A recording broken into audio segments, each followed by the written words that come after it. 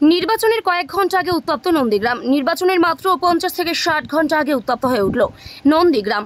বুধবার গভীর রাতে সোনাচূড়া এলাকায় সশস্ত্র বাইক বাহিনীর হামলায় বিজেপির এক মহিলা কর্মীর মৃত্যুকে কেন্দ্র করে উত্তেজনা ছড়ালো।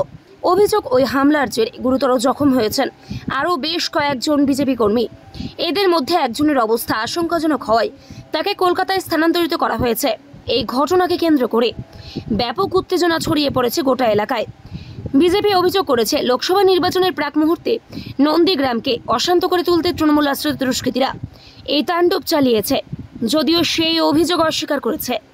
সেই সাথে এই ঘটনার জন্য বিজেপির আদি 90-এর গোষ্ঠী কোন্দলকে দায়ী করেছে। পুরোটা তৃণমূল কংগ্রেস দলের অভিষেক বন্দ্যোপাধ্যায় এর জন্য দায়ী। কালকের তিনি এখানে এসে যে প্ররোচনামূলক বক্তব্য রেখেছিলেন তার প্রেক্ষাপটের ভিত্তি করে গতকাল রাত্রি প্রায় 2টার সময় আল্লাজি দেবু রায় সোনাচূড়া অঞ্চলের সভাপতি তার নেতৃত্বে মনসা বাজারে ভারতীয় জনতা পার্টির উপরে আক্রমণ করবে কর্মী সমর্থকদের উপর। রাধারানী আড়ি মারা গেছেন, সঞ্জয় আড়ি মৃত্যুর সঙ্গে পাঞ্জা করছেন, কলকাতাতে অ্যাডমিশন হয়েছেন।